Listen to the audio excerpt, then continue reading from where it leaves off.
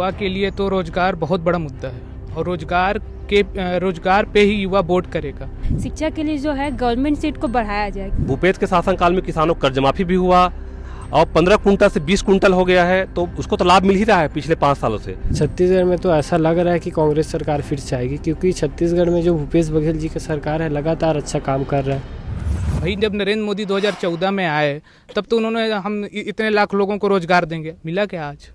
भाई बीजेपी का तो शुरू से ये रहा है कि हमको लोगों को सिर्फ जुमला देना है और जुमला लेकर वोट लेना है। लेकिन कांग्रेस में जो उन्होंने अपना घोषणा पत्र में वादे किए थे उन्होंने लगभग वो सारी चीज़ों को पूरा किया है। पिछले 2018 के चुनाव देखे तो यहाँ पे किसान बड़ा मुद्दा था और कर्ज माफ़ी की घोषणा हुई थी और किसानों का कर्ज माफ़ भी हुआ था। सरकार आई थी और धान खरीदी का था तो 15 कुंटल से इस बार कांग्रेस सरकार 20 कुंटल का धान खरीदी की बात कही रही है और किसानों का कर्ज माफ़ी फिर से घोषणा हुई। तो पिछले लंबे समय से किसान केंद्र में है, चुनावी केंद्र में किसान, जवान और मजदूर भी केंद्र में है। तो दोनों पार्टी का घोषणा पत्र बहुत लेट आया, पहली बात यह है। और घोषणा पत्र लाने से पहले भूपेश बघेल ने घोषणा कर दिया था कि हम किसानों का कर्ज माफ़ी करेंगे।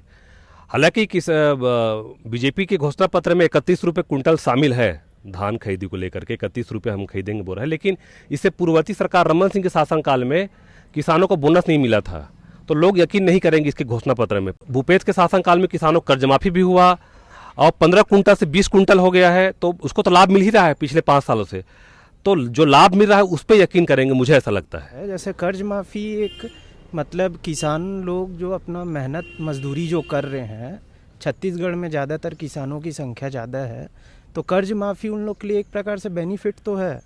लेकिन साथ में जैसे आप बता रहे हैं अदर इन लोग के लिए जैसे बोझ बढ़ जाता है, तो अब बोझ तो बहुत प्रकार से भी बढ़ते रहते हैं लेकिन कर्ज माफ़ी अच्छा एक उपाय है इस चीज़ को दूर करने के लिए। युवा के लिए तो रोजगार बहुत बड़ा मुद्दा है और रोजगार पे ही युवा वोट करेगा।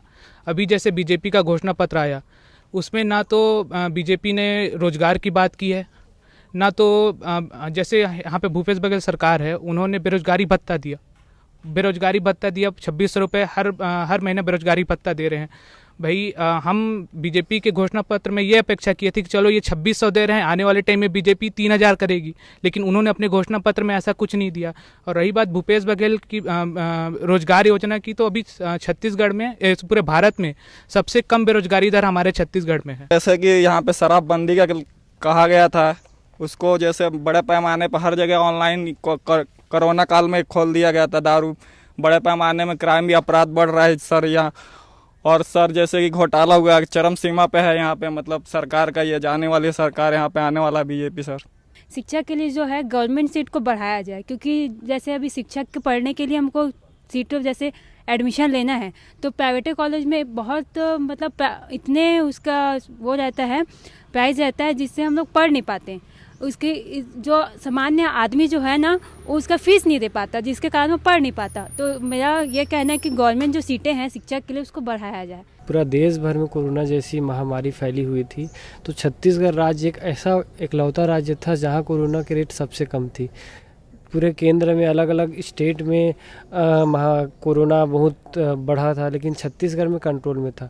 जैसे ही थोड़ी थोड़ी बढ़ने लगी कोरोना, तो उसमें भी छत्तीसगढ़ का जो व्यवस्था है स्वास्थ्य का, उसके हिसाब से बेटर काम हुआ है। और अभी भी आप देख सकते हैं मेकाहारा जाओ, पिछले 15 साल तक मेकाहारा की जो दुर्दशा था बहुत ही चिंताजनक था, लेकिन अभी के डेट में मेकाहारा है और ऐसे बहुत सारे जो स्वास्थ्य केंद्र होते हैं सभी में अच्छा सुधार है पहले से।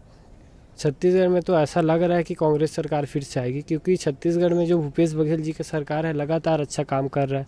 शिक्षा के क्षेत्र में आप देख सकते हैं कि स्वामी आत्मानंद जैसे इंग्लिश मीडियम खोले, कॉलेज भी खोले और स्कूल भी खोले।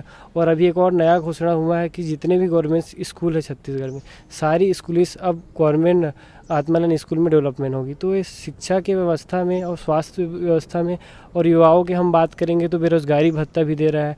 युवाओं के लिए बहुत सारी वैकेंसी निकल रही है, आप शिक्षा के क्षेत्र में देख सकते हैं, फॉरेस्ट विभाग के क्षेत्र में देख सकते हैं, और ऐसी बहुत सारी विभाग है जहाँ अभी प्रक्रिया चल ही रही है। अभी पुलिस की वैकेंसी निकली है, उसका भी भर्ती बाकी है, तो बहुत सारी सी प्रक्रिया चल ही रही है।